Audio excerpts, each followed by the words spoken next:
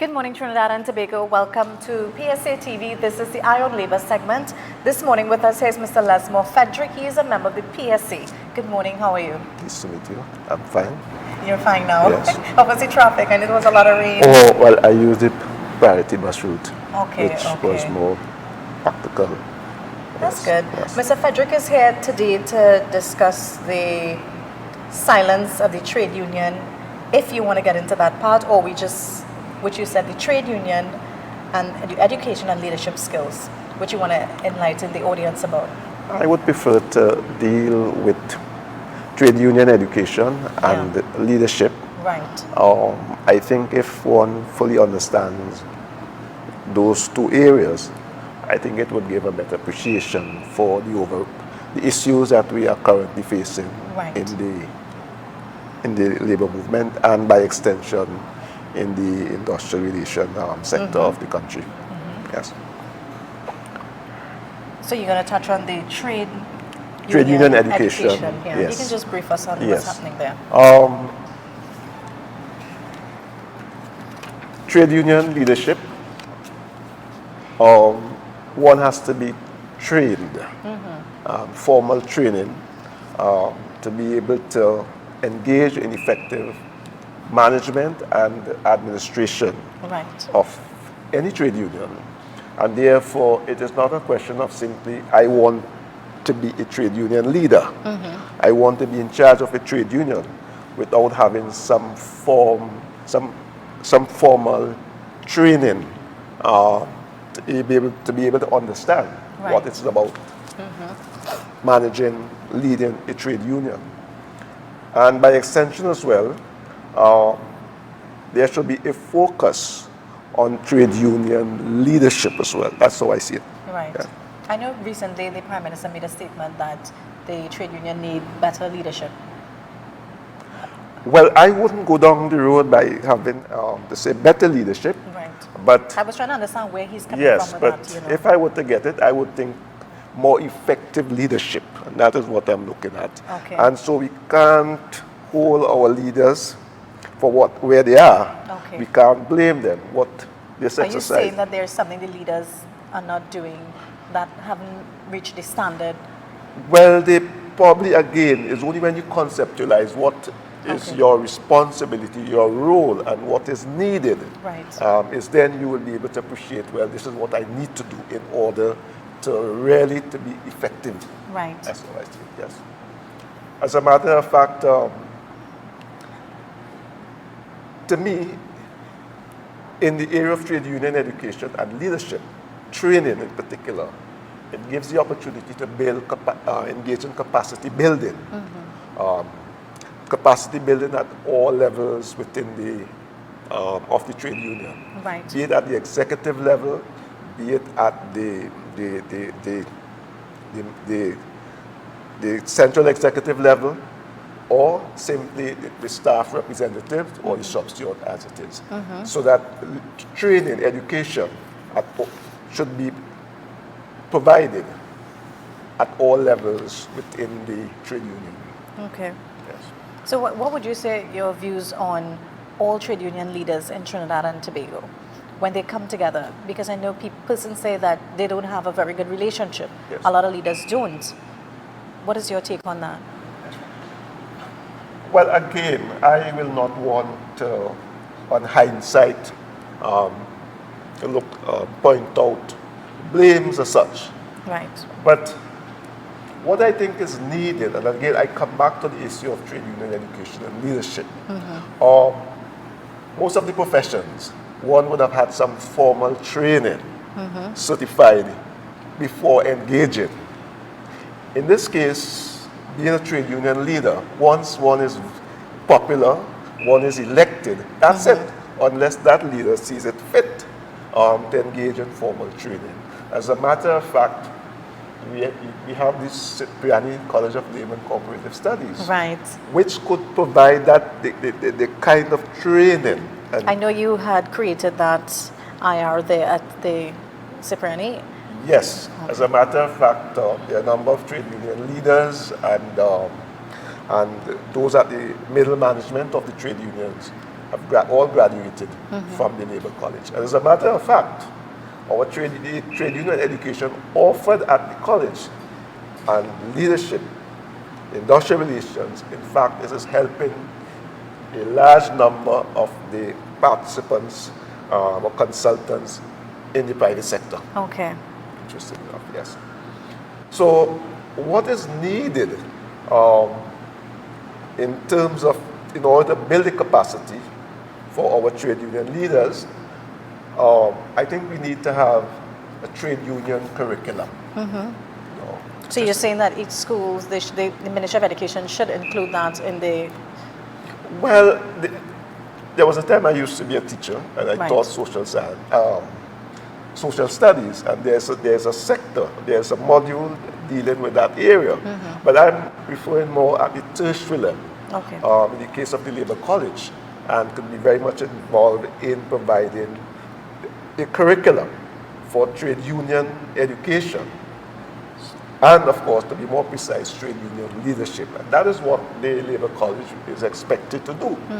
That is, as a matter of fact, when you look at the board, the members who comprise the board, some of them are members of the respective trade union organization. Right. And as such, it is very important at this time that an emphasis should be placed on how to build the capacity of our trade union leaders. And that is where I think the college can come in to engage in a curriculum, just to repeat, for trade union education, trade union leadership. In fact, there should be a specific curriculum for trade union leadership. Just as how you have administration, Right. That's education true. leadership. We are saying, one is saying we need a certificate, not a certificate, we need some form, a curriculum for trade union leadership. Mr. Fredrick, what is your views on the trade union movement becoming irrelevant in society today? I will not go down that road to argue and support the thinking that trade unions are becoming irrelevant. The question is, what needs to be done today? What is to be done in order to be more effective? Trade unions have an important role to play.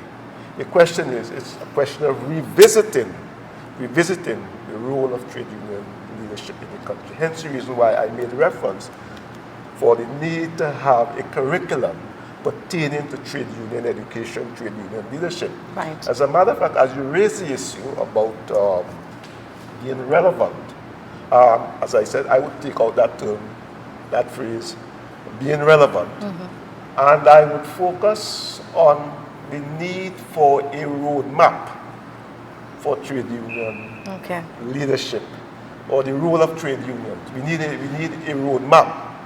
A roadmap it could be a 1-day or 2-day exercise in which we engage all of the stakeholders and we reflect rather than reacting to what is happening in the society.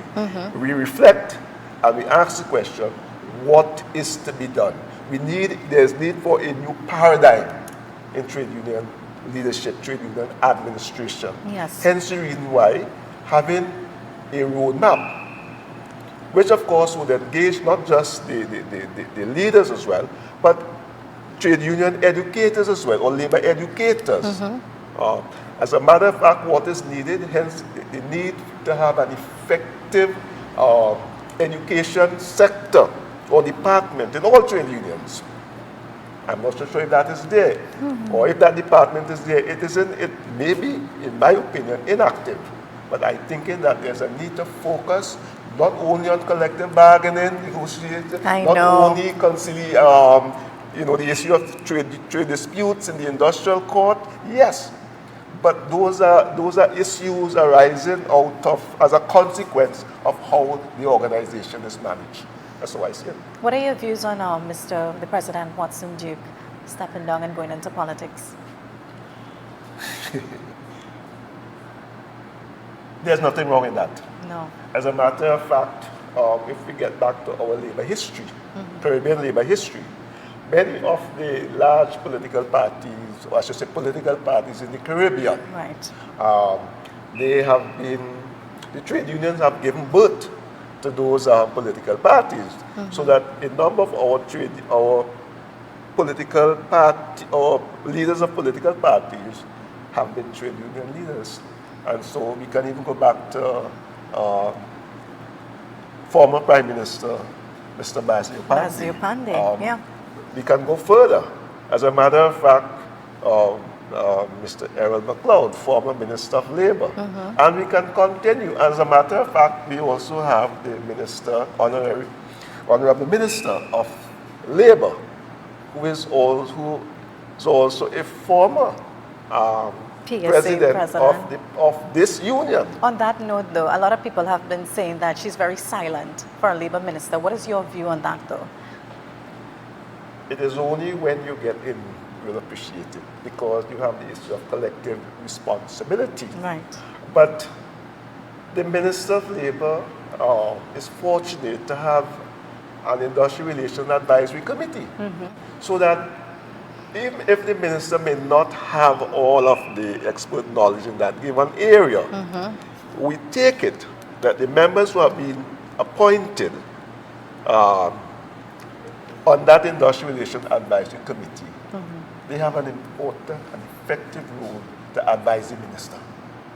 I'm not sure, I have no knowledge in terms of what is happening, so I cannot go too far into it. Right. But I think probably with more giving the advice, and also we need to take into consideration the philosophy of leadership. And they are sensitive areas, not sensitive, but if one is not in a position to conceptualize the problem, what is the problem with labor? And if we get an appreciation to understand the problem, then one would be in a better position to deal with it. And I think, in my opinion, the Industrial Relations Advisory Committee has a very important role to advise the minister in this area, because they are supposed to be expert in industrial relations. Yes, for sure. So if the committee is working, as a matter of fact, I know some members on that committee who are graduates from the Cipriani Labor College, and there are others, but I'm saying they need to be active, proactive in advising, coming up with new ideas. Right. How do we deal with the problems that we are facing? Migration, migrant labor, how are we dealing with that? Those are areas. I take it has to come from that committee.